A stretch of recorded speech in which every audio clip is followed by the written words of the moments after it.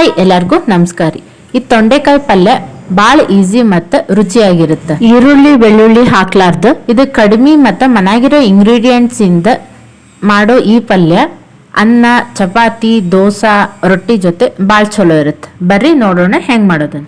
ಮೊದ್ಲಿಗೆ ತೊಂಡೆಕಾಯಿನ ನೀರಾಗ ಸ್ವಚ್ಛಕ್ಕೆ ತೊಳ್ಕೊಂಡು ಒಂದ್ರಾಗ 4 ಇಲ್ಲ 6 ಭಾಗ ನಾ ಇಲ್ಲಿ ತೋರಿಸ್ದಂಗ ಉದ್ದಕ್ಕೆ ಕಟ್ ಮಾಡ್ಕೋಬೇಕು.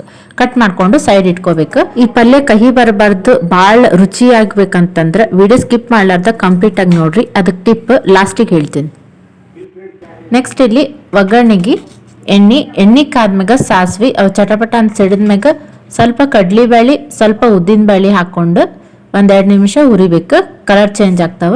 ಆಮ್ಯಾಗ ಸ್ವಲ್ಪ ಕರಿಬೇವು, ಸ್ವಲ್ಪ ಬ್ಯಾಡಗಿ ಮೆಣಸಿನ್ಕಾಯಿ ಖಾರ ನೋಡ್ಕೊಂಡು ಹಾಕೋರಿ. ಆಮೇಲೆ ಒಂದು ಸ್ವಲ್ಪ ಹಾಕ್ತೀವಿ.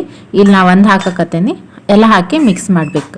ಮಿಕ್ಸ್ ಮಾಡಿಂದ ಕಟ್ ಮಾಡ್ಕೊಂಡಿರೋ ತೊಂಡೆಕಾಯಿನೂ ಹಾಕ್ಕೊಂಡು ಅದನ್ನು ಮಿಕ್ಸ್ ಮಾಡಬೇಕು. ಯಾವಾಗಲೂ ಒಂದೇ ಥರ ತರಕಾರಿ ತಿನ್ನಬಾರ್ದು, ಎಲ್ಲ ಥರ ತರಕಾರಿನೂ ತಿನ್ನಬೇಕು. ಒಂದೊಂದು ತರಕಾರಿ ಒಳಗೂ ಒಂದೊಂದು ಹೆಲ್ತ್ ಬೆನಿಫಿಟ್ಸ್ ಇರುತ್ತೆ. ನನ್ನ ಚಾನಲ್ ಯಾರ ಫಸ್ಟ್ ಟೈಮ್ ನೋಡಾತಿದ್ರೆ ಪ್ಲೀಸ್ ಸಬ್ಸ್ಕ್ರೈಬ್ ಮಾಡ್ಕೊಂಡು ನೋಡಿರಿ. ನನ್ನ ಚಾನಲ್ಗೆ ಹೋಗ್ರಿ, ಎಲ್ಲ ಥರದ ಅಡುಗೆ ವೀಡಿಯೋಸ್ ಹಾಕೇನಿ, ನೋಡ್ರಿ, ಟ್ರೈ ಮಾಡಿರಿ.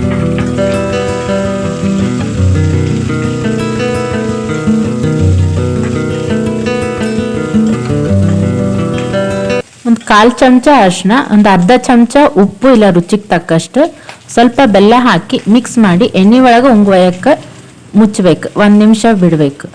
1 ನಿಮಿಷ ಆದಿಂದ ತೆಗೆದು ಮೊದಲು ಹುಣಸೆಹಣ್ಣು ನೆನೆ ಇಟ್ಕೊಂಡಿದ್ದೆ.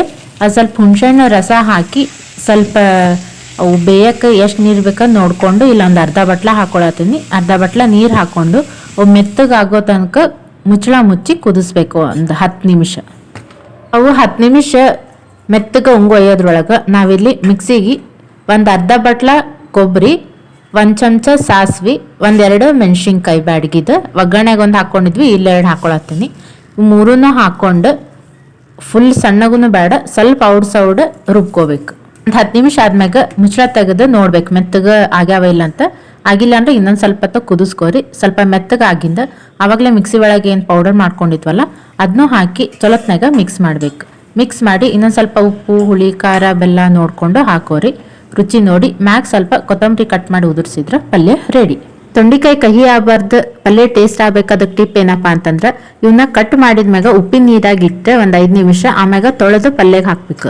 ಇಲ್ಲ ಅಂತಂದ್ರೆ ಇವನ್ ತೊಂಡೆಕಾಯಿ ಜೊತೆ ಉಪ್ಪು ಹುಣಸೆಹಣ್ಣು ರಸ ಬೆಲ್ಲ ಹಾಕಿ ಕುದಿಸಿ ಪಲ್ಯಗ ಒಗ್ಗರಣೆಗೆ ಹಾಕೋಬೇಕು. ಆಮ್ಯಾಗ ಕೊಬ್ಬರಿನೂ ಮಿಕ್ಸಿಗೆ ಹಾಕಿ ಹಾಕೋದ್ರಿಂದ ಅದ್ರದ್ದು ಕಹಿ ಟೇಸ್ಟ್ ಅಷ್ಟು ಬರಂಗಿಲ್ಲ. ಈ ತೊಂಡೆಕಾಯಿ ಪಲ್ಯ ಚಪಾತಿ ರೊಟ್ಟಿ ಅನ್ನ ದೋಸೆ ಎಲ್ಲಾದ್ರ ಜೊತೆನೂ ಚಲೋ ಇರುತ್ತೆ.